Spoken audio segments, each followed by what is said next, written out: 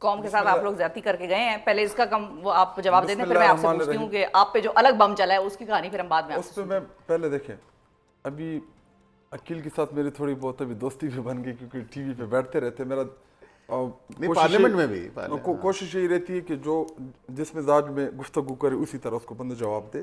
دیکھیں بجٹ میں ہم یہی چیخ رہے تھے کہ یہ پیٹرولیم لیوی جو ہے 13 یا 17 روپے امپوز کر رہے ہیں تو آٹومیٹیکلی تیل 15-16 روپے مہنگا ہو جائے گا.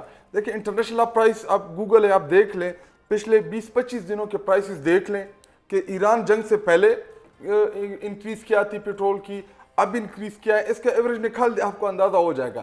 نمبر سیکنڈ, دیکھیں ہمارے دور حکومت میں ہم نے پیٹرولیم لیوی جو تھی وہ نیگوشیٹ کی تھی IMF کے ساتھ کہ جی ہم عوام کو ریلیف دینا چاہتے ہیں. جو پیٹرولیم لیوی ہمارے دور حکومت میں میرے خیال میں پہلے 17 روپے تھی, پھر 48 روپے پہ پہنچی. پھر ہم نے ان کو کہا کہ جی چونکہ کووڈ کا بھی ایشو تھا, اس کے علاوہ اور بھی آلریڈی قوم کے اوپر بڑا بوجھ تھا, تو ہم نے IMF کے ساتھ نیگوشیٹ کیا کیونکہ ہمارے پاس ایک ہی راستہ تھا کہ ہم قوم کو ریلیف دیتے, کہ ہم اپنے ٹیکسیشن کو کم کرتے.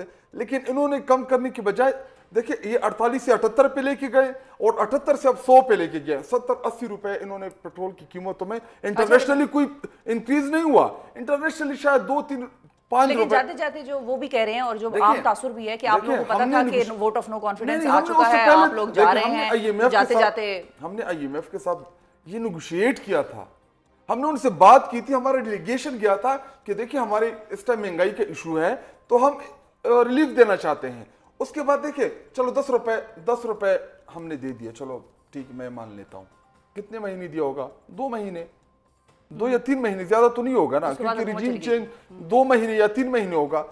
جو اب ان کے پچھلے 17-18 مہینے اور یہ 15-16 مہینے, 3 سال آلموسٹ یہ ہو گئے, یا بلکہ 2.5 سال میں انہوں نے جو 78 روپے کی اوز لیوی وصول کی تھی وہ پیسے کدھر گئے؟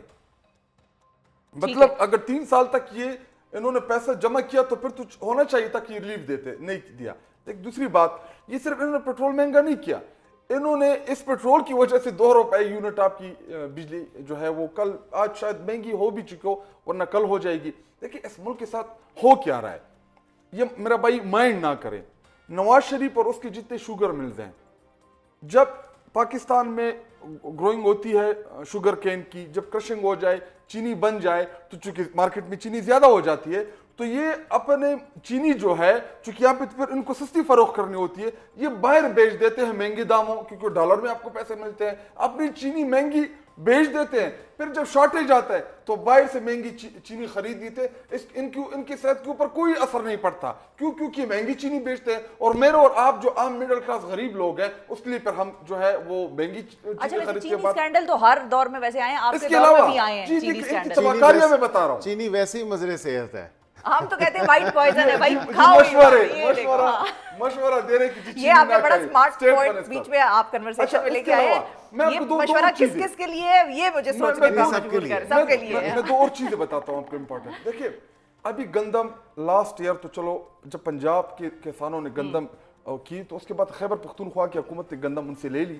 اسی دوران جو نگران سیٹ اپ تھا, جو PDM2 تھا, انہی کی سیریز تھی کیونکہ وہ تو نگران تھا نہیں, وہ تو سارے حکومت امور سنبھال رہا تھا. یوکرین سے وہاں سے انہوں نے 400 ارب روپے کی گندم خریدی جو انتہائی ناقص, جو کھانے کے قابل بھی نہیں ہے. ابھی کیا کر رہے ہیں, ابھی مکسنگ کر رہے ہیں.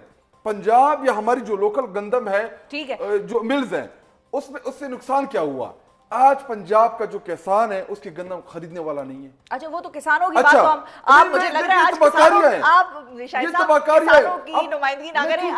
بتائیں, اچھا بتائیں میرے ساتھ 2 دن پہلے پیاز کے کسان ملے, آپ یقین مانیں وہ رو رہے تھے کہ جی ہم نے اپنی پیاز جو ہے ہم نے زمین میں چھوڑ دی ہے کیونکہ 7-8 روپے میں مارکیٹ میں مل رہی ہے, کوئی خریدنے والا نہیں ہے, اور ہم اتنے بڑا اس کے اوپر ہم انویسٹمنٹ کر چکے ہیں, ہم پیاز کدھر لے کے جائیں؟ شیلف لائف 15-20-25 دن ہے, شیڈز ہے نہیں, کنٹرول سسٹم ہے نہیں کہ ہم اس میں رکھ دیں کہ جب تھوڑے سے دام بڑھ جائے. ہر سالن میں پیاز ڈلتا ہے, ہر سالن میں پیاز استعمال ہوتا ہے.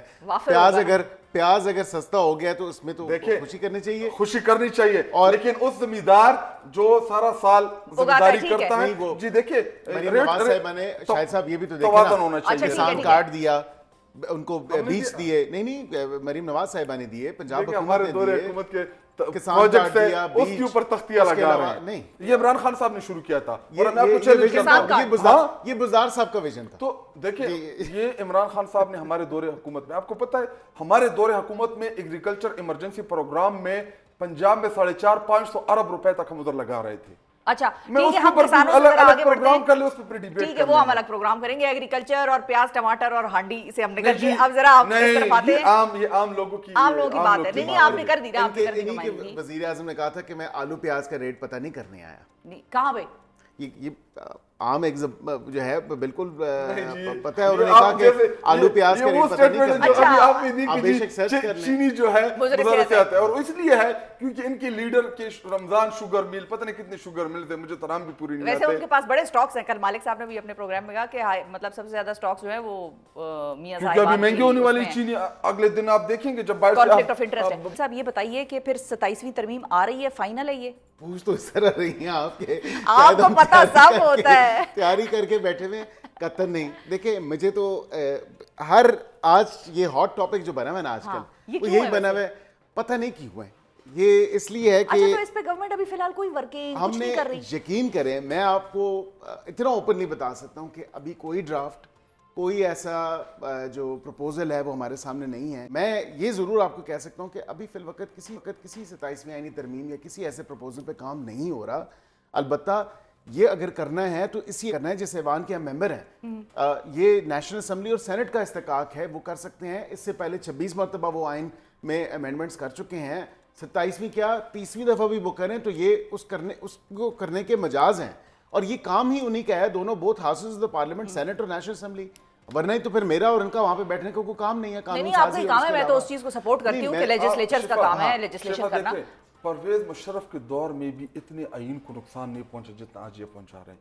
پرویز مشرف نے آئین معطل کر دیا تھا, کوئی چینجز نہیں کیے تھے اس نے. ٹھیک ہے, اس نے پورا کا پورا پورا ہی نہیں مانتا. آپ نہیں کر سٹیٹمنٹ ہے نا کہ ڈسٹ بن کی سٹیٹمنٹ تھی ڈسٹ بن آئینی ترمیم آپ جب جلدی میں کرتے ہیں. دیکھیں آپ نے فاٹا کا انضمام کیا, جلدی میں کیا اس ٹائم میں, ابھی اس میں ایشوز آ رہے ہیں جگہ جگہ پہ. دیکھیں جب آپ نہیں تو کوئی چیز اگر پہلی دفعہ ہوتی ہے خٹک صاحب تو اس میں ایشوز تو آتے ہیں. مثال کے طور پہ میں ایک ہیلتھ کارڈ کا ایگزامپل دے دوں. آپ نہیں ڈیولپ کرتے. آج آپ کے عدلیہ کا کیا حال ہے, مجھ سے نہ پوچھے, مجھ سے نہ پوچھے,